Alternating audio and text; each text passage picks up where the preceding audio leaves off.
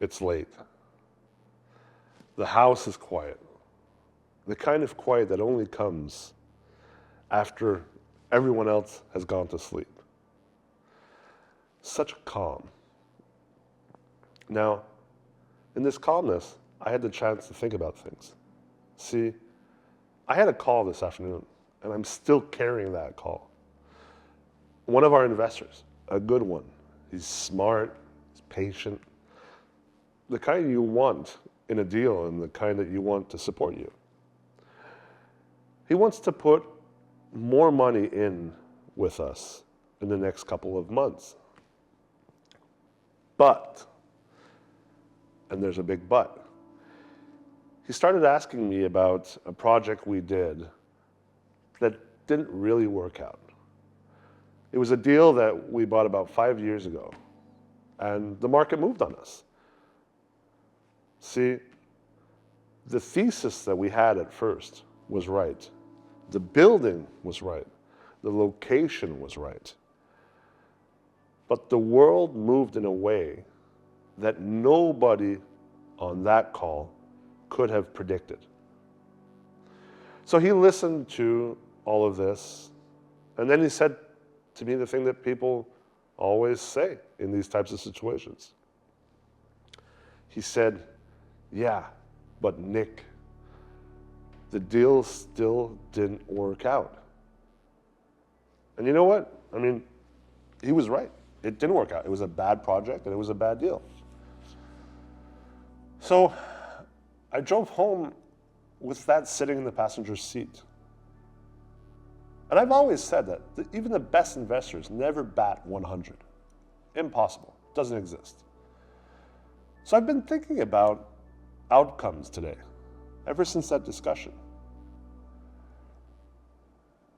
And with regards to outcomes, especially about how we judge a choice by how it eventually landed. How easy it is, how human it is to look at the result and let it tell us whether the decision was any good, be it in business, be it in parenting, be it in investing. And I think that's probably one of the most expensive habits or biases that a person can have. And you know what? Almost nobody knows that they have that expensive habit.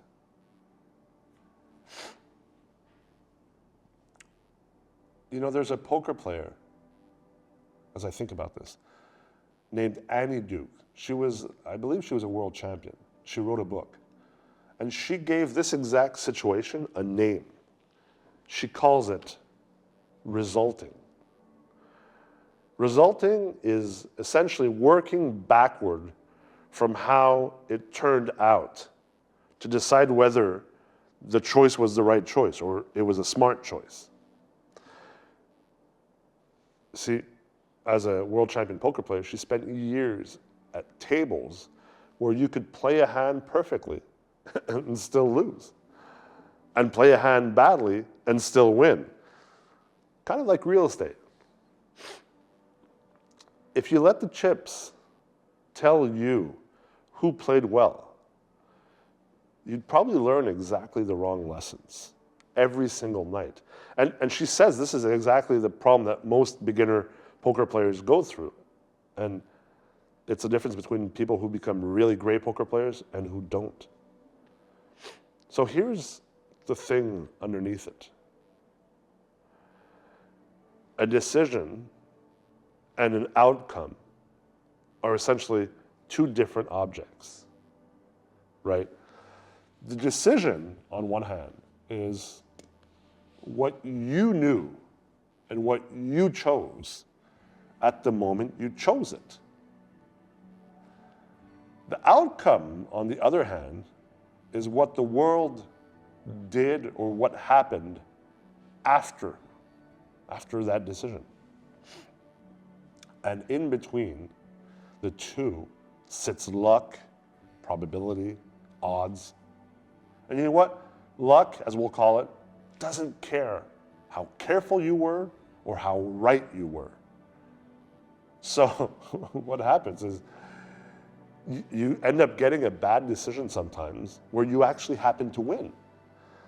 The reckless bet that pays ends up teaching the man to be reckless again. And that could be said for investors every single day.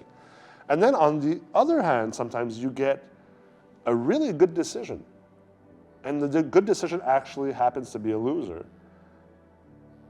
And that careful call, that informed call, well, the world has decided to punish it. Most of the finance world and the real estate world is essentially people taking credit for the first and apologizing essentially for the second. But for an investor, the real discipline, the whole discipline, is to actually grade the decision by what you knew when you made it, not by the card that came after it or the result that came after it. And I know that's really hard to do.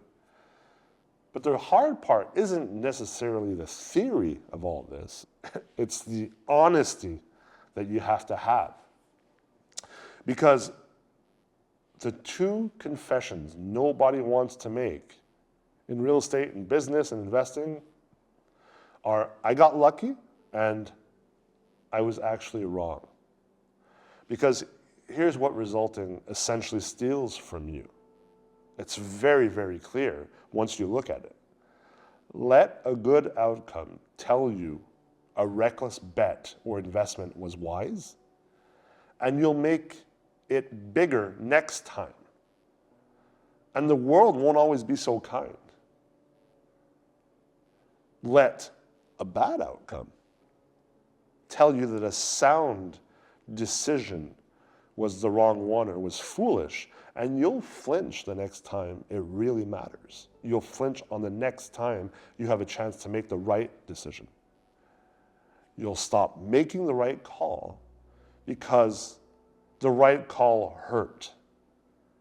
And sometimes the right call hurts. That's why I always tell people that even the best investors in the world can't bat 100% of the time. I learned this, the hard way, long before I'd read Annie Duke's book or read a word of resulting. See, I was coaching hockey. And it was a game that came down to a shootout. We'd gone past overtime. And I had a choice about who I could send for the last shot. It was make it or break it. And there was the obvious one, the name, the crowd's pick, our star player. And there was a quieter kid with quieter regular season statistics, but whose numbers in that exact situation, in shootouts, were much better. Every practice rep, every cold moment, the data, wasn't even close. So, what did I do? I didn't send our top scorer and superstar. I sent the quiet kid. And he missed. And you know what?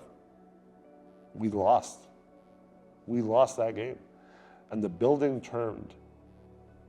Not on him, on me. You could feel it come down off the stands. The fans, the parents, management. The kid skated off with his head down, essentially carrying a thing that was never really his to carry in the first place. Obviously, he was destroyed. And here's what took me years to understand. A lot of reflection. The call I made was the right one. And you know what? I'd make it again tonight, even though I know we lost.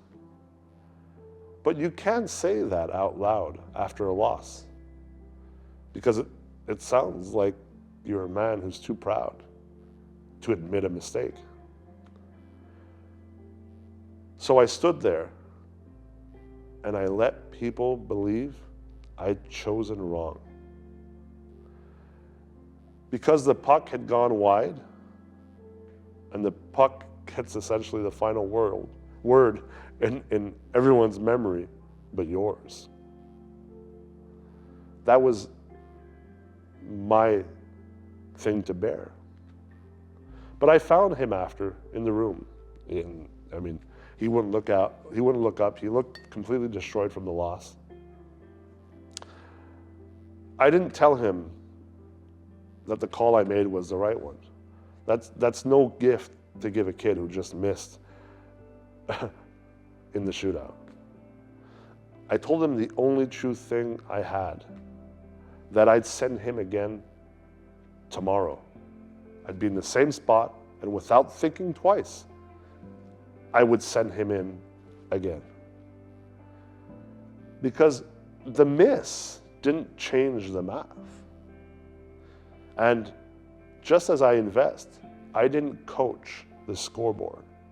I coached the decisions. And it's funny because today, I'm thinking about that kid probably more than he'll ever know. I'm far from hockey. I'm so deep in real estate investing. Because essentially, the lesson was not about hockey. The lesson was that the world will hand you the result and ask you to call it the truth. And most of the time, let's get this straight, you'll do it. You'll look at where your life landed and decide that's a verdict on every choice that brought you there. And that is so true in real estate investing. But you want to know the real cheat code? The landing is not the verdict. The landing is just the landing. If you want to really be a good real estate investor, you have to understand that. So here's what I'd ask you to sit with tonight. The thing you're proudest of. Are you sure it was a good decision? Or did it just happen to work? That building you bought, that investment you made, that employee you hired, and the thing you still flinch about, the one you call your mistake, the bad deal, the bad project, the bad acquisition, the bad refi, the bad partner. Are you sure you were really wrong? Or were you just unlucky? Did the odds play against you? In a room full of people who only ever learned to count the chips. It happens. It's part of investing. It's part of poker. It's part of life. So, it's late now. It's getting even later. Somewhere on the other side of sleep, remember there's another day, another call, another investment decision made with half the information that you want. That's the deal. It always was. And that's what makes all this so interesting. You do the next right thing you can see. You let the card fall where it falls, and you try not to confuse the two. That is the superior investor. That is the superior decision maker. I'm Nikolai Ray. Thanks for sitting with me.